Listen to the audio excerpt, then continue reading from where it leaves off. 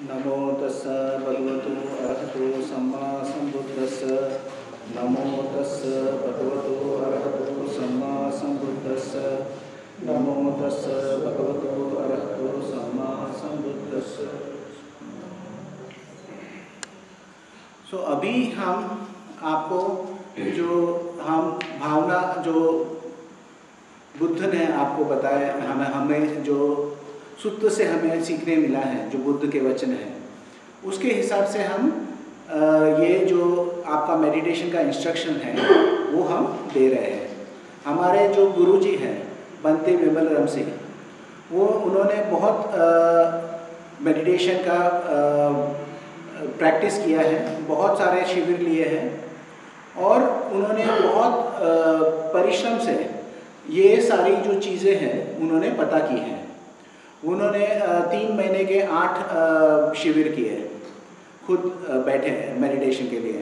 उन्होंने एक शिविर 8 महीने का किया है, एक शिविर उन्होंने 1 बरस, मीन्स वो 1 बरस का शिविर रहेगा तो वो पूरा जो 365 डेज है वो आप मेडिटेशन करेंगे वहाँ पे। और एक शिविर उन्होंने 2 साल का किया है।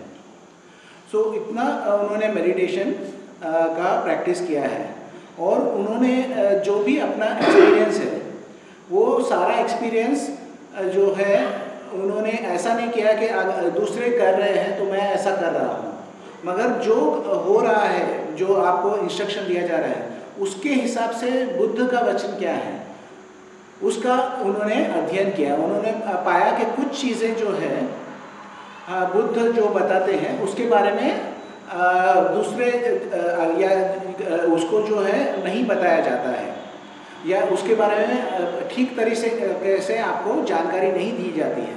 तो आपका जो मेडिटेशन है उसका जो जिस तरह से आपको प्रोग्रेस होना चाहिए वो प्रोग्रेस नहीं हो पाता।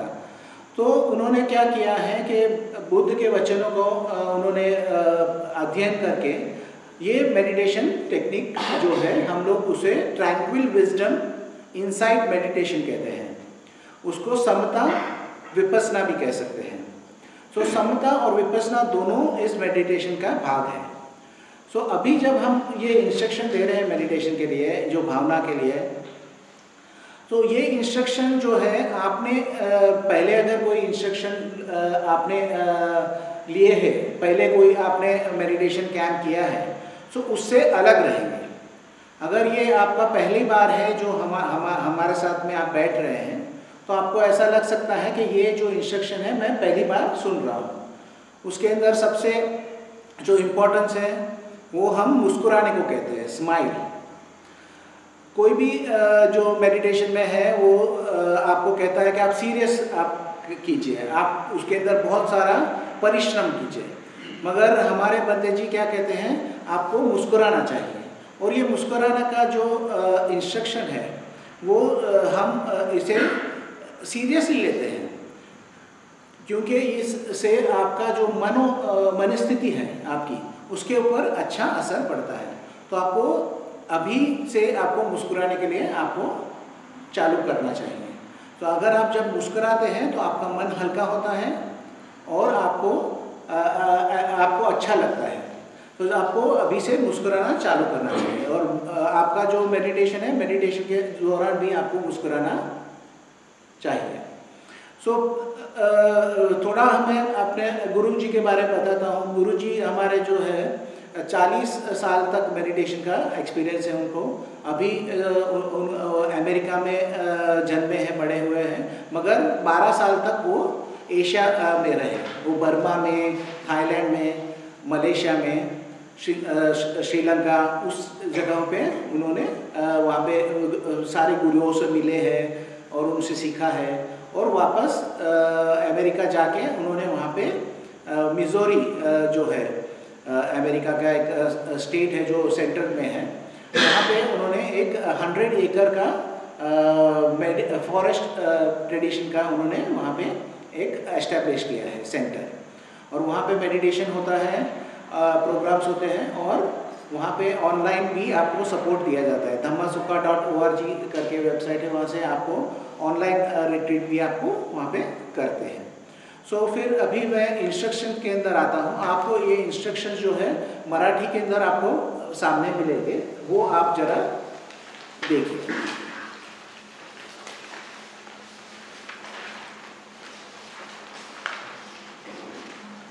तो ये एग्जैक्ट मैं नहीं बता रहा हूँ, मगर ओवरऑल जो है इसको आपको बराबर से समझना है इसे। ओके, सो पहले हम किस तरह से शुरुआत करते हैं।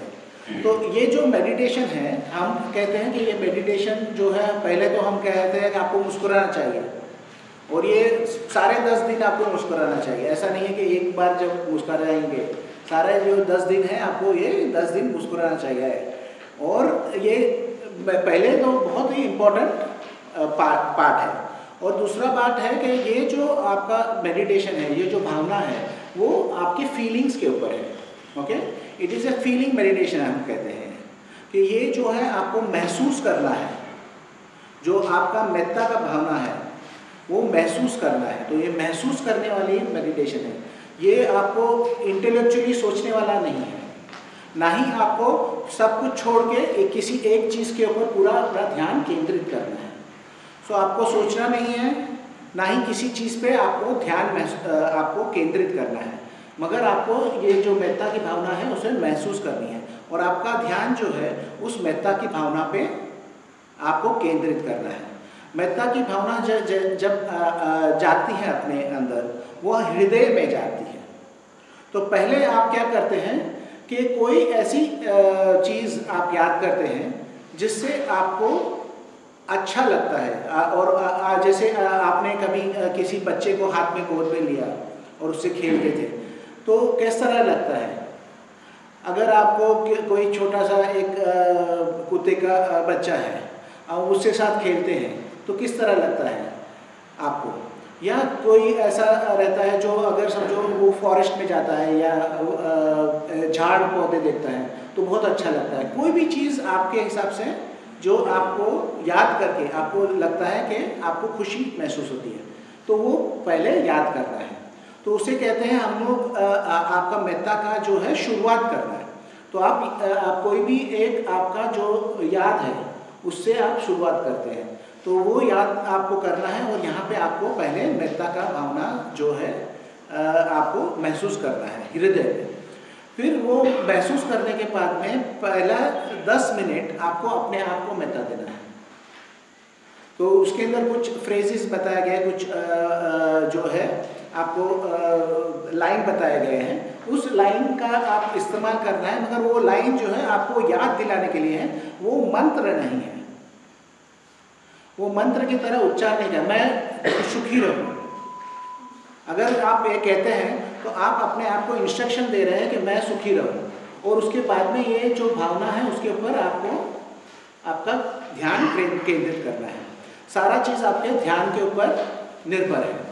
तो पहले आप क्या करते हैं कि कोई ऐसी चीज़ को याद करते हैं जिससे आपको खुशी महसूस होती है। जैसे आप कोई बच्चे से खेले, कोई आपने एक समझो एक बिल्ली है, या आपका कोई आपको कोई चीज़ अच्छी लगती है, वो उसके साथ आपका मिलन होता है तो आपको अच्छा लगता है, तो वो चीज़ आप याद करते हैं। उस चीज़ का भावना आप यहाँ पे हृदय में आप रखते हैं और अपने आप को सुखी रहने का आप संदेश देते हैं। मगर ये मंत्र नहीं है, मैं सुखी रहूं, मैं सुखी रहूं, मैं सुखी रहूं, मैं सुखी रहूं, मैं सुखी रहूं। तो ये मंत्र के अंदर कोई ये नहीं है, कोई पावर नहीं है। मगर किसमें आपको है कि आपका ध्यान आपका मेत्ता पे रहे और आप अपने आप को मेत्ता दें। क्यों हम कहते हैं कि आपको अपने आप को मेत्ता देना चाहिए पहले?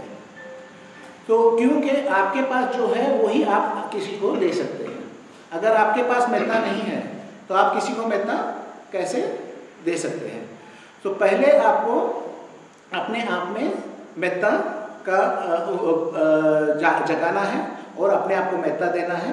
उसके बाद में आपको एक कल्याण मित्र को मेत्ता भेजना है। अभी ये कल्याण मित्र कौन है? कल्याण मित्र ऐसा व्यक्ति है जो अभी आप उसके बारे में सोच के आपको बहुत ही उसके प्रति आदर आता है। आपको उसके प्रति अगर आपका उसके बारे में सोचेंगे तो आपको ऐसा लगता है कि आप उसको दुआ दे या आपको उसको अच्छा रहे ऐसा बोले, तो उसके लिए कुछ चीज़ें हैं जो कल्याण मित्र में रहनी चाहिए। एक है कि वो कल्याण मित्र जीवित रहना चाहिए, अभी कोई मृत व्यक्ति को आप अभी नहीं भेजेंगे।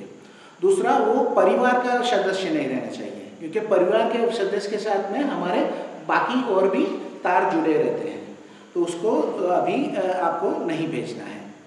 फिर तीसरा है वो जो है कल्याण मित्र, वो बीमार या अशक्त नहीं रहना चाहिए, वो अच्छे हेल्थ में रहना चाहिए।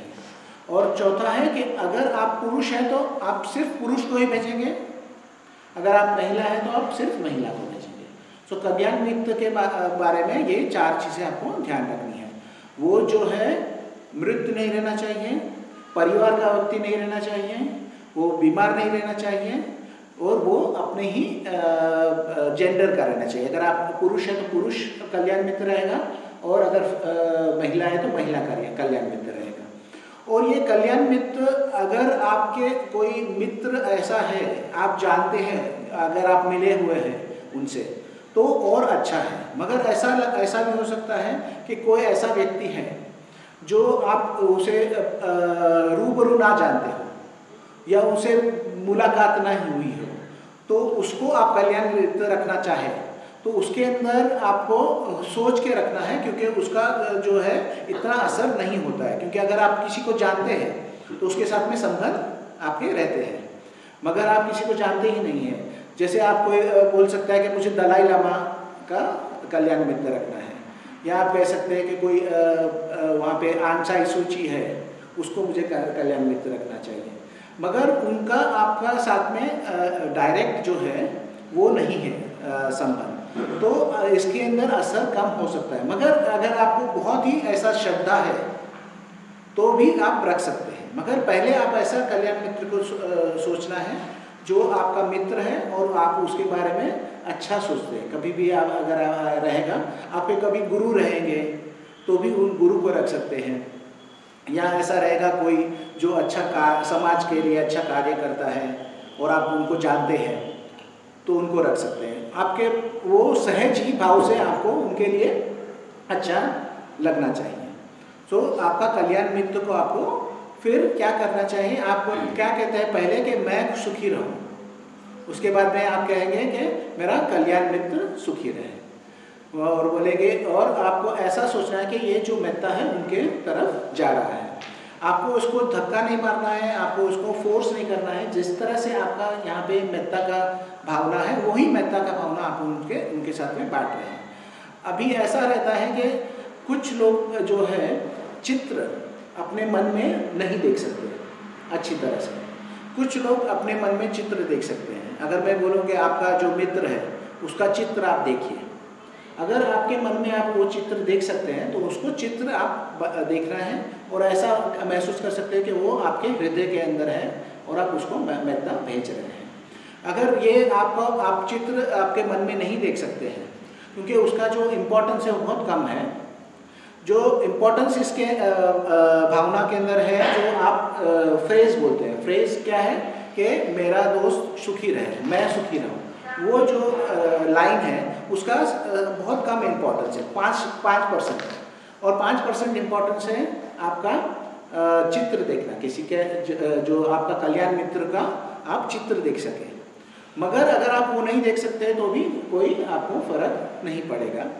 आपको आपका जो ध्यान है, आपका ध्यान आपके मित्रता पे रहेगा और कल्याण मित्र को भेजने पे रहेगा। तो अगर आप चित्र बना सकते हैं उसका और देख सकते हैं तो अपने हृदय में आप वो चित्र रखिए और उनको मित्रता भेजते रहना चाहिए। इसके बाद में आप मॉर्निंग में चालू करेंगे आपका मित्रता प्रैक्टिस, तो पूरे दिन में आप जो है आपका सुबह आपका चालू हुआ तो उसके बाद में पूरे दिन में आप सिर्फ अपने कल्याण मित्र को भेजेंगे। जब स्टार्ट करते हैं तब आप मित्रता भेजते हैं। फिर अगर 1 या 2 दिन के बाद में आपको फिर अगर अपने आप को मित्रता नहीं भेजना है, फिर जब आप बैठते हैं तो डायरेक्टली आपको कल्याण मित्र को मित्रता भेजना है। जब आप कोई चीज़ चालू करते हैं तो उसके लिए आपको थोड़ा ये मेहनत करना पड़ता है। जैसे इंजन चालू करते हैं, जो पहले के ज़माने में कार रहता था, तो उसको थोड़ा चालू करने के टाइम पे थोड़ा मेहनत करना पड़ता था। फिर अभी वो इंजन चालू हो जाने के बाद में आपका ये मेहता का जो भावना है आप भेज सकेंगे। ओके, सो इसके अंदर आपको कोई चीज़ समझ में नहीं आई या कोई सवाल है? ओके, तो आपको पता चला कि अभी आपको मेहता भावना आपको भेजना है। किस तरह से भेजना है? पहले आपको ऐसा एक वाक्य या ऐसा एक इंसिडेंट याद करना है जिसके अंदर आपको खुशी महसूस होती हो। एक हमारे स्टूडेंट ने कहा था कि वो जब एक झाड़ के बारे में सोचता है तब उसको बहुत खुशी महसूस होती है। सो मैंने सोचा, हमने कहा कि वो झाड़ के बारे में सोच सकता है, क्योंकि कोई भी चीज़ आपको जो प्रसन्न करती है, कोई बीच के बारे में सोचता है, समुद्र किनारे के बारे में सोचता है, कोई पहाड़ों के बारे में सोचता है, तो उसको बहुत प्रसन्नता महसूस होती है। तो कभी कभी ऐसा भी रहता है, मगर 90% क्या होगा कि अगर आप कोई व्यक्ति के बारे में सोचें, बच्चे के बारे में सोचें, या कोई पेट रहेगा आपके घर के अंदर, जैसे कुत्ते का बच्चा है या बिल्ली है, उसके साथ में अपना एक इमोशनली एक संबंध रहता है। सो आप उसके बारे में सोचेंगे तो आपका मेहता जागेगा। मेहता फिर आपको अपने आप को भेजना है। जो आपको यहाँ पे वाक्य कहे गए हैं उसे एक बार ही आपको दोहराना है, या फिर आपको लगे कि मेहता का भावना कम है तो और एक बार आप दोहराएंगे, मगर बार बार इसे नहीं दोहराएंगे। मैं खुश रहूँ, मैं खुश रहूँ, मैं खुश रहूँ, इस तरह से नहीं करना है। सो पहले आपने अपने आप को भेजा 10 मिनट के लिए, और 10 मिनट जो भी हम टाइम बोलते हैं इसके अंदर, ये अंदाज ऐसे रहता है। तो आपको 10 आँख खोल के देखते नहीं रहना कि क्या आपका टाइम है। तो 10 मिनट का टाइम अंदाज का 10 मिनट है। आपके मन के अंदर क्या क्लॉक है उसके हिसाब से आपको 10 मिनट का सोचना है। तो उसके बाद में आपको आपने मेहता आपको कल्याण मित्र को भेजना है। कल्याण मित्र के बारे में तो मैंने बताया आपको कि वो किस तरह से आपका मित्र रहना चाहिए जिसके लिए आपको अच्छी भावना जागती है।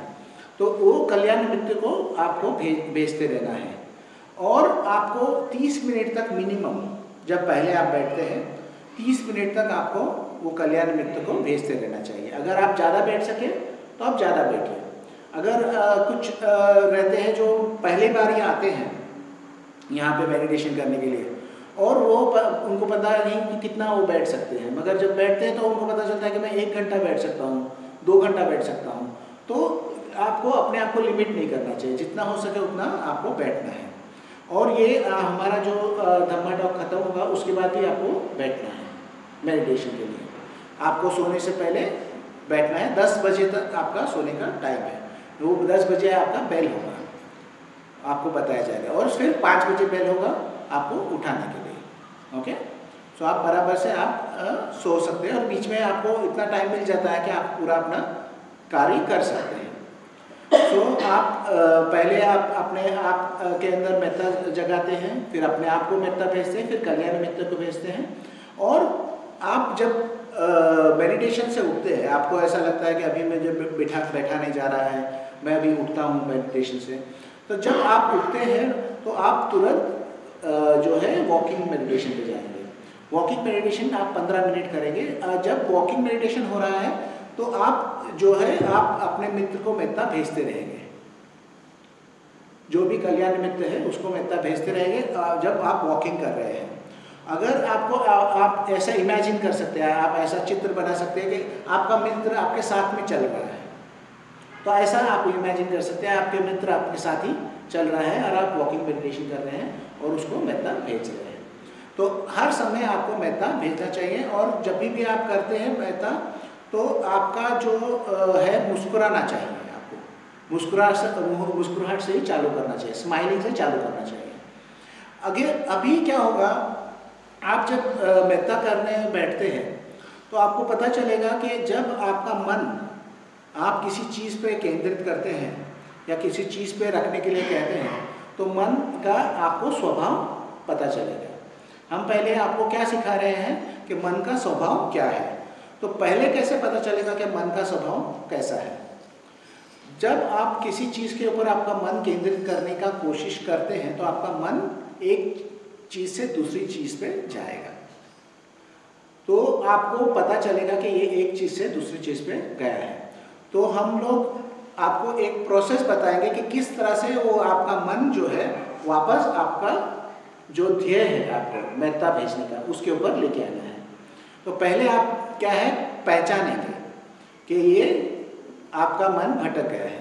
तो जो भी चीज़ से आपका मन भटक गया है वो चीज़ के साथ आपको झगड़ा नहीं करना है, आपको उसको रिहा कर देना है। आपका जो मन का जो ध्यान है उसके ऊपर गया हुआ है, उसको ध्यान को रिहा कर देना है।